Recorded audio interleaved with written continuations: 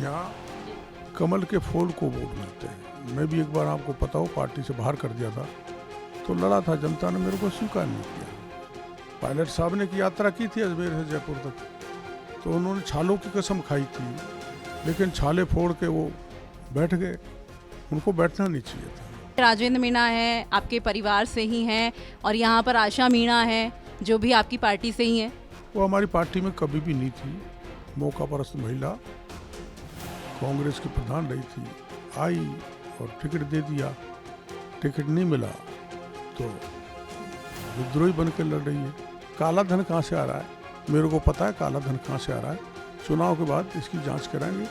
मैं विश्वास नहीं करता था, वास्तव में मैं गहलोत साहब को ऑनेस्ट आदमी समझता था, लेकिन इनसे बड़ा बेईमान कोई व्यक्ति नहीं है, उसके प्रमाण मेरे पास है। बहुत महत्वपूर्ण होती है। अब यहाँ पर आशा मीणा है, किरोड़ी मीणा है, कहीं ऐसा नहीं लगता आपको कि इसका फायदा कहीं ना कहीं दानिश अब्रार उठा ले जाएंगे? तो देखिए, राजनीति की चौसर भी बीत चुकी है। चुनाव में बहुत कम समय रह गया है। इस वक्त हम सवाई माधोपुर में हैं, और जब सवाई माधोपुर का नाम आता है तो रणथंभौर के बाघ याद आते हैं, उनकी दहाड़ याद आती है। यहाँ पर सवाई माधोपुर में इस वक्त एक और दहाड़ सुनाई दे रही है, और वो है किरोड़ी बाबा की दहाड़। बाबा जी, राजनीति की चौसर तो बीत चुकी है और उसमें आपने मात भी दे दी है। चौसर में वजीर और जो भी माना राजा है, और सबको मात मिलने वाली है। 3 दिसंबर के परिणाम बता देंगे। यहाँ पर आपने रानी को मात दी है, तो रानी के पास असली ताकत है, मतलब आपके घर में असली ताकत किसके पास? नहीं, मेरे घर में नहीं। जो भी कोई व्यक्ति है, उसके पीछे नारी की शक्ति काम करती है। नारी की शक्ति जिसके साथ है वो सदैव मजबूत रहता है, और जब नारी कमज़ोर हो जाती है तो राजा भी या व्यक्ति भी कमज़ोर हो जाता है। अगर सवाई माधोपुर की बात करें तो ये वही जगह है जहाँ से आपने अपना पहला आंदोलन शुरू किया था। ये वो जगह है, जिला पहले मैं महुआ में हुआ करता था। मैं महुआ का रहने वाला हूँ। सवाई माधोपुर जिले में महुआ था। तो यहाँ मैंने विधानसभा का चुनाव सबसे पहले लड़ा था, और यहाँ 89 में लोकसभा का चुनाव लड़ा था। 89 के लोकसभा के चुनाव में मेरे उस समय में 38 साल का था, और देश में भारतीय जनता पार्टी में सर्वाधिक मतों से जीत के मैं संसद में पहुंचा था। तो इस हठीले हम्मीर की धरती का त्रिनेत्र गणेश की कृपा से मेरे ऊपर सदा प्यार रहा है। 2003 में भी मैं यहाँ से एमएलए बना और मंत्री भी बना। ये धरती मेरे लिए शुभ भी है। महुआ का जिक्र आपने किया है, असली चुनौती आखिर आपको कहाँ से मिल रही है? महुआ में ओम प्रकाश हुड्डा लगातार आप पर आरोप लगा रहे हैं, कल भी आप पर आरोप लगाया कि आप पर हमला करवा दिया, हॉस्पिटल में जाकर के भर्ती हो गए। वो ऐसा रिमोट मेरे पास नहीं है जो यहाँ से कोई स्कड मिसाइल फेंकूँ। वो बेबुनियाद आरोप लगाते हैं, मैं उनकी बात नहीं करना चाहता। चुनौती कहाँ से मिल रही है? महुआ से मिल रही है, क्योंकि वहाँ भी राजेंद्र मीणा है, आपके परिवार से ही हैं, और यहाँ पर आशा मीणा है जो भी आपकी पार्टी से ही है। वो हमारी पार्टी में कभी भी नहीं थी। मौका परस्त महिला, कांग्रेस की प्रधान रही थी, आई और टिकट दे दिया। टिकट नहीं मिला तो विद्रोही बन के लड़ रही है, पर उसको वोट नहीं मिलने वाले। यहाँ कमल के फूल को वोट मिलते हैं। मैं भी एक बार आपको पता हो पार्टी से बाहर कर दिया था, तो लड़ा था, जनता ने मेरे को स्वीकार नहीं किया। तो मैं 45 साल से राजनीति कर रहा हूँ, मेरे को स्वीकार नहीं किया, तो 4-5 साल की नई राजनीति वालों को कौन स्वीकार करेगा? नहीं करेगा तो कमल के फूल को स्वीकार करते हैं।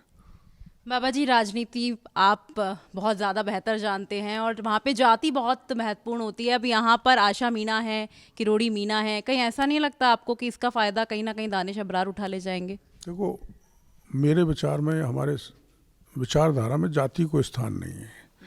अब जाति के आधार पर बड़े बड़े नेता बन जाएं तो मोदी जी की तो कोई जाति ही नहीं है। वो विचारधारा, उनका एक चरित्र, उनकी एक मेहनत, उनका एक परिश्रम के कारण वो प्रधानमंत्री के पद तक पहुँचे हैं।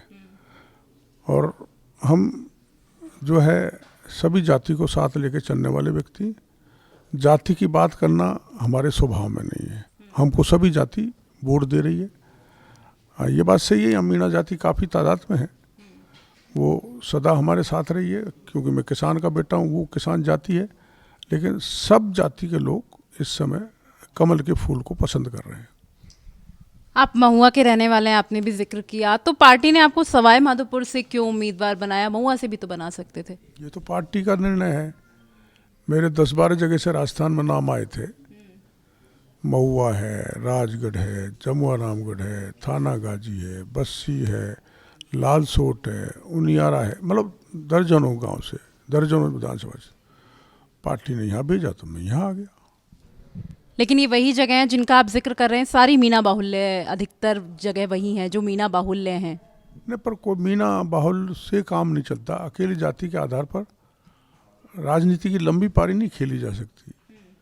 तो यहाँ सब समाज हमारे साथ है। एक चीज़ ये भी कही जा रही थी कि गुलमा अम्मा को भी टिकट फाइनलाइज हो ही गया था, एन मौके पर कैंसिल हुआ। नहीं, ऐसा कुछ न तो हमने तो टिकट नहीं मांगा था। पार्टी ने कह के भेजा है, ना गोलमा ने मांगा। ये सब बेकार की बातें हैं। पिछली बार जब हम आपसे बात कर रहे थे तो आपने भी कहा था कि दोनों साथ में आ जाएंगे तो बढ़िया रहेगा। अभी एक जयपुर में या एक दिल्ली में, एक महुआ में, तो आपको साथ मिल जाएगा, तो दिक्कत क्या थी? नहीं, अब ये तो क्या है, मेरे दूर रहना मेरे उसमें लिखा हुआ है।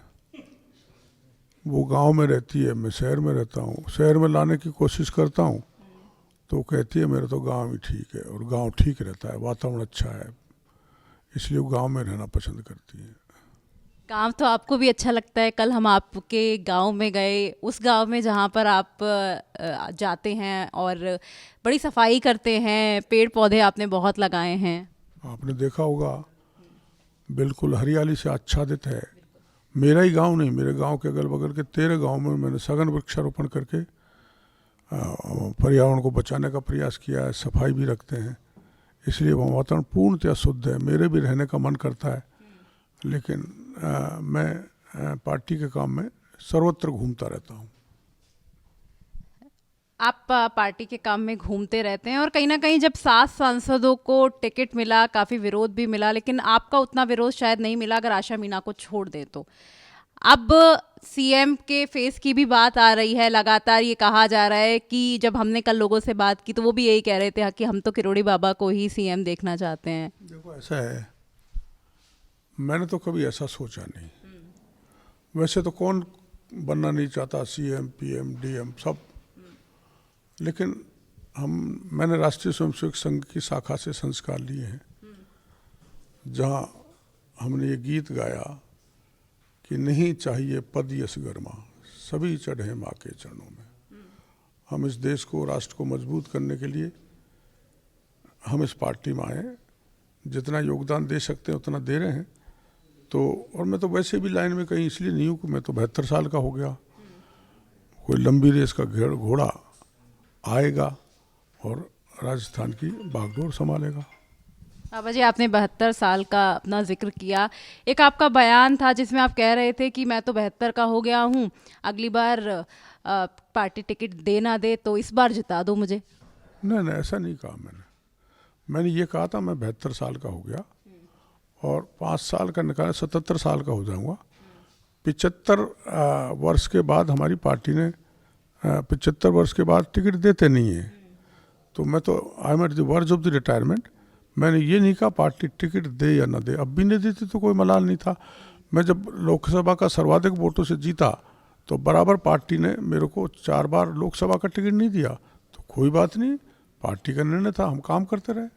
लेकिन आपने ये तो कहा था कि दानिश अब्रार हो या आशा मीणा हो, ये नए हैं, इनको मौका मिल सकता है, लेकिन मेरे पास तो अभी ये लास्ट ही मौका है। मैंने ऐसे नहीं कहा मौका मिल सकता है।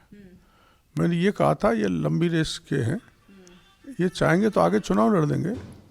और ये बात सही है कि मैं ओल्ड एज का आदमी हो गया, तो आप उस दृष्टि से विचार करो तो मैं 5 साल का आपको सेवा कर सकता हूँ, ये मैंने कहा था। मैंने ये नहीं कहा कि वो जवान में तो इनको चढ़ा के देख लो, आमागढ़ पहाड़ पे चढ़ जाए क्या। यही बात है कि आप 72 साल के हैं लेकिन जवान आप आज भी दिखते हैं। और कहीं ना कहीं आपने जिस तरह से आंदोलन किए हैं, चाहे वो पेपर लीक हो, भ्रष्टाचार हो, आपने बहुत आंदोलन किए, कहीं ना कहीं पार्टी ने उसका इनाम तो दिया है। देखो, भूमि समाधि सत्याग्रह किया मैंने, जो ये दिल्ली मुंबई हाईवे बन रहा था, तो वो पर्याप्त मुआवजा किसानों को नहीं दी जा रहा था। 5 डिग्री के टेम्परेचर में मैं ज़मीन खोद के गड्ढे में बैठा रहा। तो मेरे स्वभाव में, मेरे डीएनए में है, शुरू से मैं जनता के लिए संघर्ष करता आया हूँ। तो विपरीत परिस्थितियों में भी इस उम्र में बड़े उत्साह और उमंग के साथ जनता की सेवा के लिए खड़ा रहता हूँ। बाबा जी, पेपर लीक को लेकर आंदोलन आपने भी किया और सचिन पायलट ने भी जन संघर्ष यात्रा निकाली, लेकिन कहीं ना कहीं ऐसा लग रहा है कि आपको तो शायद वो इनाम मिल गया, लेकिन सचिन पायलट को अभी भी उनकी पार्टी ने कोई इनाम दिया नहीं है। नहीं नहीं, मैं इनाम के बदले काम नहीं करता कि मेरे को इनाम मिले। मैंने चाहे रीट का पेपर लीक हो, चाहे सब इंस्पेक्टर का हो, चाहे आरएस का हो, आपको पता है कि 16 पेपर हुए, सारे के सारे लीक हुए। मैं आंदोलन करके 10 पेपरों को रद्द कराने में सफल रहा और परीक्षाएं दोबारा हुई और उजागर किए। तो कुछ लोग एसओजी ने अंदर डाले, बाकी के छोड़ दिए। तो अब ईडी डालेगी। अभी मैंने भ्रष्टाचार के 4-5 मामले खोले हैं। जल जीवन मिशन के 4 इंजीनियर जेल में हैं। तो महेश जोशी को टिकट नहीं देने से आज समझ सकते हो कि ईडी उसको भी नहीं छोड़ेगी। तो मैंने ज़मीन पे खड़ा होकर जनता की समस्याओं की लड़ाई लड़ी है। पायलट साहब ने की यात्रा की थी अजमेर से जयपुर तक, तो उन्होंने छालों की कसम खाई थी, लेकिन छाले फोड़ के वो बैठ गए। उनको बैठना नहीं चाहिए था। और कोई समझौता किया होगा। पहले भी उनको इस बात का आश्वासन दिया था कि आपको मुख्यमंत्री बनाएंगे, नहीं बनाया। अब भी कुछ दिया था तो आश्वासन, लेकिन आश्वासन के हिसाब से उनको अहमियत नहीं दी गई। उनका मामला है, मैं उसमें ज़्यादा नहीं बोलना चाहता। बाबा जी, ईडी का जिक्र हुआ, आप ये राज जनता को जरा बता दीजिए कि कैसे आपको पता चलता है कि यहाँ पर सोना गड़ा है या यहाँ पर पैसा मिलेगा। जैसे आपने मेरे को यहाँ पे ढूंढ लिया कि मैं यहाँ रुका हुआ हूँ, वैसे ही मैं पता करा। मैंने देखा गणपति प्लाजा में पहुँच गया ना मैं। अब बराबर सर्च चल रही है और जो मेरे को आंकड़े आए हैं वो एक 36 करोड़ नगद और 22 किलो सोना, जिसको कल प्रधानमंत्री जी ने अपने भाषण में दिए कि लॉकरों से सोना भी निकल रहा है, पैसा भी निकल रहा है, ये काला धन है। और प्रधानमंत्री जी ने कहा जिनको बचा लिया है उनको पाताल में से भी निकाल के लाएंगे। तो पाताल में से निकाल के लाएंगे, तो पाताल में वो प्राइवेट लॉकर थे। मैंने पाताल में जाके मीडिया को बता दिया, देखो इनमें सोना है, इसमें काला पैसा है। वो अधिकारियों का है, बेनामी।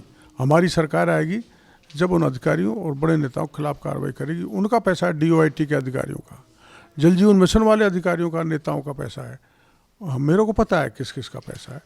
उनको जेल के सीखचों में भेजेगी सरकार, हमारी आ जाएगी तब। खुलासे करने में आप माहिर हैं, एक आध खुलासा राजस्थान तक के कैमरे पर भी कर दीजिए, नाम अगर एक आध बता सकें। किस तरह का? कि कौन कौन अधिकारी शामिल हैं या कौन से मंत्री हैं जिन्होंने घोटाले किए हैं। देखो, 4 तो मंत्री हैं, 1 दर्जन विधायक हैं, पर अब हम चुनाव में व्यस्त हो गए। 4 मंत्री और 1 दर्जन विधायक को मुख्यमंत्री जी ने बचा दिया एसओजी के जरिए, एसीबी पे दबाव डाल के। और अब ईडी और अब सरकार बन जाएगी तो सीबीआई को प्रकरण देंगे। आप देख लेना, 4 मंत्री और 1 दर्जन से ज़्यादा एमएलए जेल में मिलेंगे। जिस तरह से आप खुलासे करते हैं, आपको अभी हाल ही में सुरक्षा भी केंद्र सरकार की तरफ से मुहैया कराई गई।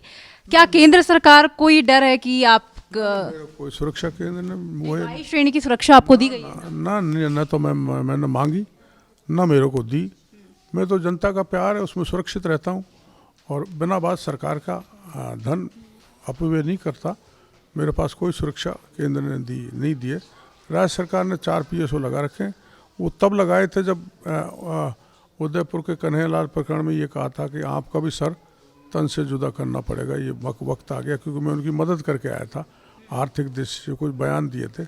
पर मृत्यु तो अकाट सत्य है। वो तो 7 घेरों में इंदिरा गांधी जी थी, उनको भी मृत्यु ने नहीं छोड़ा। तो मैं ज़्यादा चिंता नहीं करता, ईश्वर ने जो लिख रखा है वो होगा। मेरे पास कोई वाई कैटेगरी नहीं है। अब आखिरी सवाल की ओर बढ़ लेते हैं। अगर आप चुनाव जीत जाते हैं तो सवाई माधोपुर के लिए क्या करेंगे? और कहीं ना कहीं फिर से हम दोबारा यही सवाल कर रहे हैं। माधोपुर में सबसे बड़ा सीमेंट प्लांट था जिसमें 5,000 मजदूर काम करते, एशिया का, वो बंद हो गया। मैंने उसको बहुत लंबी लड़ाई लड़ी है।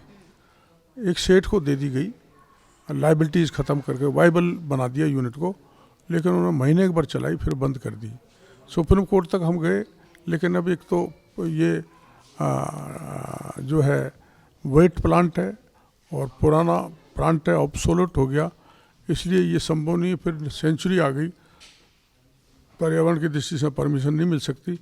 फिर जो माइंस थी वो भी ख़त्म हो गई।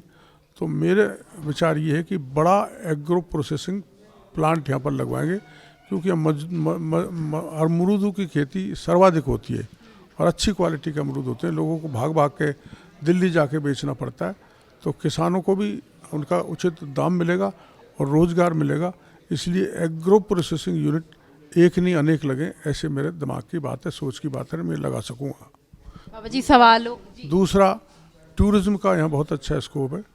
टूरिज़्म का वातावरण बनाएंगे, टूरिज़्म ज़्यादा से ज़्यादा बढ़े, विकास की भयंकर कमी है, विकास हो, और ERCP के जरिए लोगों के घरों में शुद्ध पानी भी पहुँचे और सिंचाई के लिए भी पानी मिले। इसके लिए हम आगे कदम उठाएंगे। वाकई सवाल आखिरी ही था, लेकिन आपने ERCP का जिक्र किया तो मन जहन में एक सवाल फिर से आ गया है।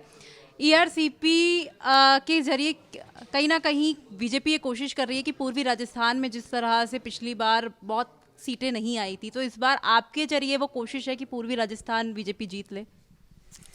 देखो, हमारी तो चारों सीट हम यहाँ की जीत रहे हैं।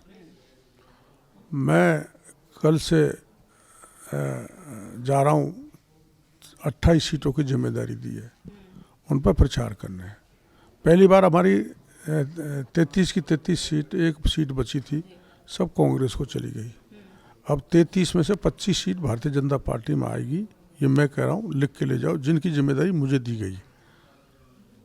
पूरा पूर्वी राजस्थान जैसे पहले कांग्रेस की सत्ता बनाई थी, अब भारतीय जनता पार्टी को सत्ता में लाएगा। CM गहलोत का भी जिक्र एक बार कर ही लेते हैं, क्योंकि दानिश अबरार उनके करीबी माने जाते हैं और CM गहलोत पर आप बहुत ज़्यादा हमले बोलते हैं और कहें तो एकदम मुखर होकर के उनके सामने आप खड़े हो जाते हैं। इसलिए कि गहलोत साहब ने अब के राज में हर विधायक को मुख्यमंत्री का अधिकार दे दिया। MLAs ने, मंत्रियों ने राजस्थान को खूब लूटा है और मुख्यमंत्री जी ने भी कसर नहीं छोड़ी, क्योंकि वो कांग्रेस को चला रहे थे। उसका खुलासा भी मैं चुनाव के बाद करूंगा। ये डिजाइन बॉक्स क्या है, इसका पैसा कहाँ से आ रहा है? न तो इसका DPR ने कोई भुगतान किया, न IT ने भुगतान किया। तो ये काला धन कहाँ से आ रहा है? मेरे को पता है काला धन कहाँ से आ रहा है। चुनाव के बाद इसकी जांच कराएंगे। मैं विश्वास नहीं करता था, वास्तव में मैं गहलोत साहब को ऑनेस्ट आदमी समझता था, लेकिन इनसे बड़ा बेईमान कोई व्यक्ति नहीं है। उसके प्रमाण मेरे पास है। देखिए, प्रमाण जो हैं वो किरोड़ी बाबा के पास हैं और खुलासे होने तो अभी बाकी हैं, ऐसा किरोड़ी बाबा कह रहे हैं। अब 3 दिसंबर के बाद क्या कुछ देखने को मिलेगा, सवाई माधोपुर में किसकी जीत होगी और किरोड़ी बाबा आगे कौन कौन से खुलासे करेंगे, ये देखना बेहद दिलचस्प होने वाला है। कैमरा पर्सन निधि के साथ मैं आंचल गुप्ता, राजस्थान तक के लिए।